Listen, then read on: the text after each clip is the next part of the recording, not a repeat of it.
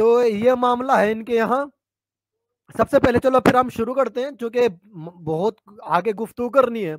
सबसे पहले मैं आपको ये दिखाना चाहता हूं कि ये जो मैं स्मृति आपके सामने है, ये अत्रि स्मृति से मैंने उठाया है।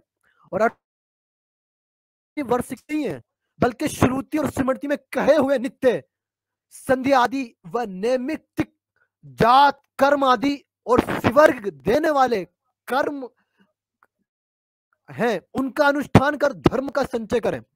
साफ साफ लिखा है कि चाहे स्मृतिज हो या श्रुति हो, चूंकि वेद जो आते हैं ना श्रुति में आते हैं, वो स्मृतिज अलग होती है।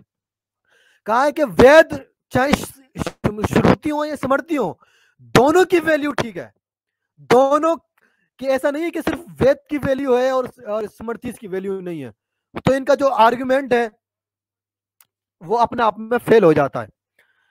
ये अत्रि की स्मृति की खुद अत्रि जी कह रहे हैं कि 109वें श्लोक के अंदर कि देखो भाई, सिर्फ वेद के पीछे मत भागे पड़ो, स्मृति भी बहुत कुछ होती है।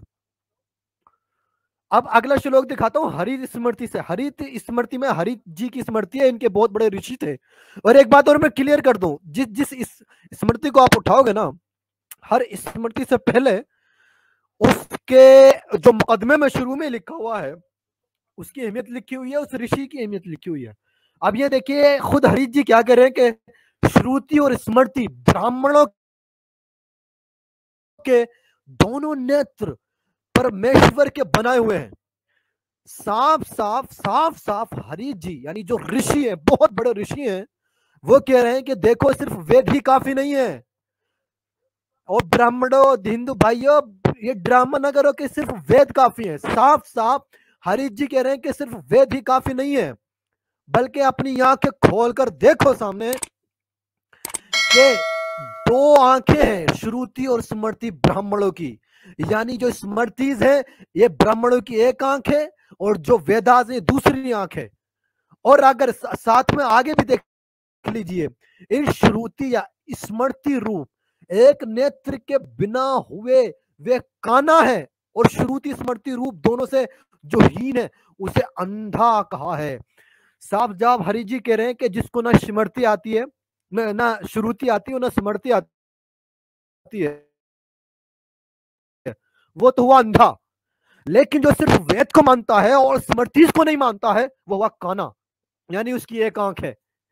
तो ये जो इनका आर्गुमेंट है ना कि वेद वेद चिल्लाते रहते हैं, वो इनका ऋषि इस आर्गुमेंट को खुद काउंटर कर रहा है कि सिर्फ वेद काफी नहीं है।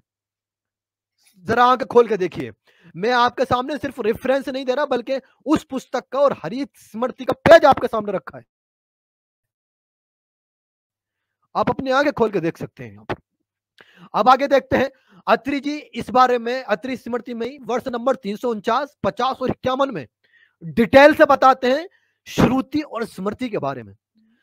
वर्ष नंबर 349 कहती है कि श्रुति और स्मृति ही ब्राह्मण की दो नेत्र हैं, जो एक का जानने वाला है। श्रुति और स्मृति इन दोनों में एक का जानने वाला है। वे एक नेत्र सहीन है, और जो दोनों विषयों को नहीं जानता उसको अंधा कहा गया है। जो बात हरित जी कह रहे हैं, जो ऋषि हैं, वो ये बात अत्रि जी कह रहे हैं। वो नियम बता रहे हैं कि देखो सिर्फ वेद अलाउ नहीं, सिर्फ वेद की मान्यता नहीं है, सिर्फ वेद की अहमियत नहीं है, बल्कि वेद के साथ साथ स्मृति की भी अहमियत है। और अगर सिर्फ आपने वेद को माना, स्मृति को ठुकरा दिया, तो आप अंधे हैं, ये अत्रि जी कह रहे हैं। और श्लोक नंबर 350 में क्या करें कि जिसमें श्रुति स्मृति शास्त्र ना हो, न शील हो, न कुल हो, उस अंधे और न करे। और वे अत्रि जी ऐसा कह रहे हैं कि मैं अत्रि जी ये कह रहा हूं कि जिस बंदे ने सिर्फ वेद पढ़े हैं, यानी सिर्फ श्रुति पढ़ी है और स्मृति इसको टच नहीं किया, वो हुआ काना और अंधा। और मैं ऋषि होने के नाते कह रहा हूं कि देखो उसको तुम दान भी मत दो, क्योंकि उसने सिर्फ वेदों के पीछे भागा है। तो अब आपको वेदों की के साथ साथ स्मृति की वैल्यू भी समझ में आ गई होगी कि सिर्फ वेद वेद वेद वेद की माला जपने से, वेद वेद चिल्लाने, इनका पीछा नहीं छूटने वाला, और इनकी पकड़ होगी। और अपोलोजिस्ट बनने से या फिर शर्मिंदा होने से या सॉरी सॉरी बोलने से कुछ नहीं होगा। नियम कुछ और कहते हैं और आप स्क्रीन पर आकर कुछ और कहते हो। शर्म नहीं आती आपको?